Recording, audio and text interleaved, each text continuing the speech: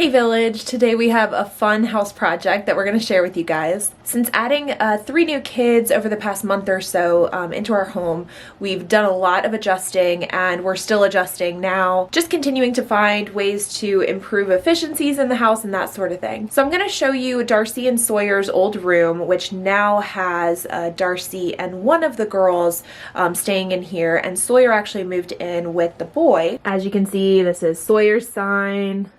Darcy has her sign up there.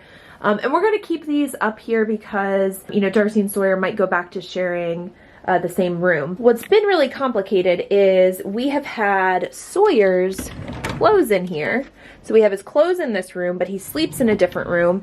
And the same with the youngest girl. So she sleeps in this room, but then all of her clothes is in the other room. So we are going to work towards kind of combining everything. And so first on the list is actually taking this toddler bed and upgrading it to a twin. So for now it has been working just fine. It is the right size, but it's not ideal. So we are going to go ahead and upgrade it. And the girls absolutely love their stuffed animals. So I need to find a solution for all of these stuffed animals because Darcy and Sawyer had like all of theirs. And then the youngest also brought quite a few. They love to play with these at bedtime. And so just probably going to try to figure out a way to keep them organized. And people asked in a previous video where we got this low bunk. So we actually got this at a garage sale. Ended up only having to pay $100 for it, but it's kind of been a pain in the butt. Even with sanding it and using chalk paint, the paint has been peeling off in different spots. It's why I got these gold dots to kind of cover the imperfections. So now it looks a little haphazard, and I never even cleaned up these stairs where some of the paint came down, but you know, they're probably going to destroy it anyway, so it's fine. But we did get a new mattress up here for Darcy, and the twin on the bottom is also going to have a brand new mattress as well. These low bunk beds with stairs and the drawer storage on the side, we've seen them run as low as like $600 up to $1,000. So I think even though it took a lot of headache and it isn't perfect, I still think overall we ended up ahead. We probably have $200 in it and just like a lot of my time and heartache and frustration. So also this is Sawyer's side of the closet. He just went through a size change, which is one of the most frustrating things when you have toddlers because you have different sizes that they're switching in and out of, different seasons. We have a bunch of extra shoes down there that they don't fit into. So this is the project. I really want this to truly feel like the little girl's room.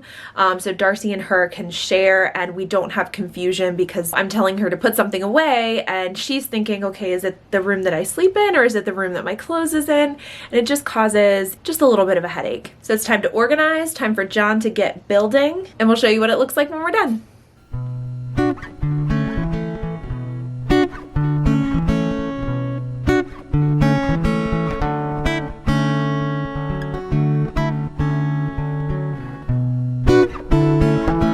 Okay, so something I wanted to bring up as I'm going through the clothes and switching it all out.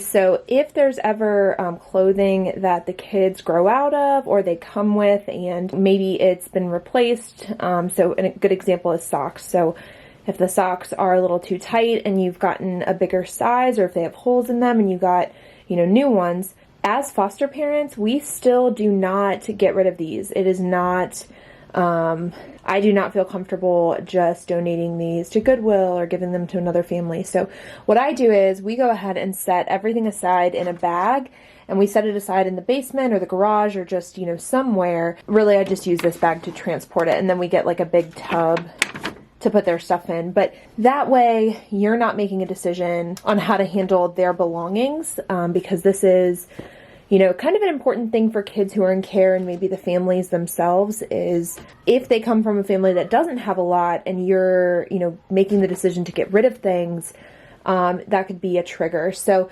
just keep this in mind as a foster family. Maybe even communicate with the parents if it gets to the point where, oh, well, there's quite a bit of clothes that they've outgrown. Do you want us to give it to you? Do you want us to donate it? So it's just one of those things.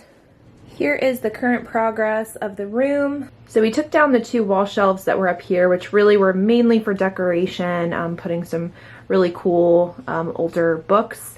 But really didn't serve a huge purpose. And what that allowed us to do was scoot this all the way over. And a couple of things to note. So we actually have Darcy on the top bunk, and then we have one of the foster kiddos on the bottom bunk. The way that this bunk is actually designed is that the bottom bunk actually is on rollers, and that allows it to be stored and pulled out every time. So a couple of interesting things. So one, for our agency, we specifically cannot have a movable bed for a child who is being placed with us. So we didn't even have the option to put or to keep the wheels on the bed. So we have to leave it fixed. And we don't want it to be directly under the bed because there's really not a lot of head space for the child. You know, they would be bumping their heads. That would be really annoying. So what we chose to do is just leave this most of the way out. It gives the child enough space to sleep. Also, what this creates is an opportunity to let our vent. This is our vent, and you can also see I put a little sticker there because it got dented. Like I was saying, this is not the best paint job that I've ever done. There's some chipped paint over there too.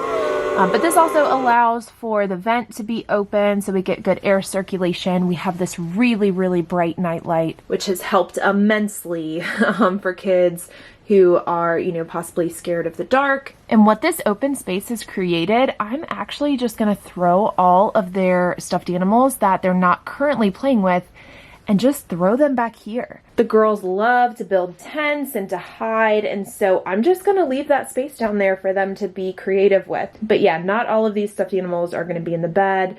I'd rather not have a bunch of baskets of stuffed animals. So what I'm gonna do is I'm gonna have John put up the second wall hanging basket. This is actually like a garden basket. We're gonna put that up kind of about midway, put a few of the special stuffed animals in there. Any of the stuffed animals that the kids want to sleep with, they can do that, and then everything else goes over there. Also, both beds, just because of the ages of Darcy and the other kiddo, we go ahead and put a mattress cover on because you never know when accidents are going to happen. But now we officially have both girls in the same room. All of their clothes is in the same room. All of Darcy's stuff is in the dresser. I have to block out our family picture because I can't show you Miss A. But this is Darcy's hanging stuff. I was able to clean out this whole entire closet. We got one tub from Target for Darcy's specific toys, and then her shoes take up half of that section. And on the other side of the closet, again, I was able to kind of clear out this top section. We have the hanging clothes, another toy basket. So this is really just to separate the toys that are special to the children. You know, Darcy even has toys that she doesn't want to share, and so she can set it aside. Maybe they're too small for Sawyer to play with. I also keep, this is like for all of the activity books and coloring books that kids might come home with. You know, they might get gifted from agencies, parents, friends, neighbors, you know, all that kind of stuff. So trying to keep that organized and keep it here so the kids always know where to go to get some of the like coloring books and notepads. Also, something as a foster family, you are responsible to keep all papers that are important from like school. So I got a tub for each of the kids so that any school papers, any projects, any art can really just go in there and can move with them. Now I just have to make their bed. And there you have it.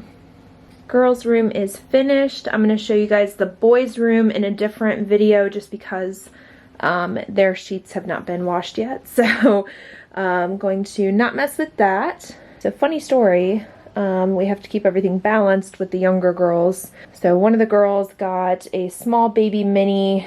They both had a big mini, but then Darcy really wanted a small mini. So some of these things we just decide not to fight and we give in. But yeah, I'll show you the boys' room in a different video. I'm also working on an unboxing video because I had one completely done, but one of the kids is in all of it. So I have to redo all of that because each of you deserve a thank you because you guys rock. I'm purposefully not in this video, so I'm just going to keep showing you guys the stuffed animals in the bed because my face is really red right now. I had something done to my face, just like a basic peel, but I don't want to be on camera. So anyway, thanks for watching. See you next time. Bye!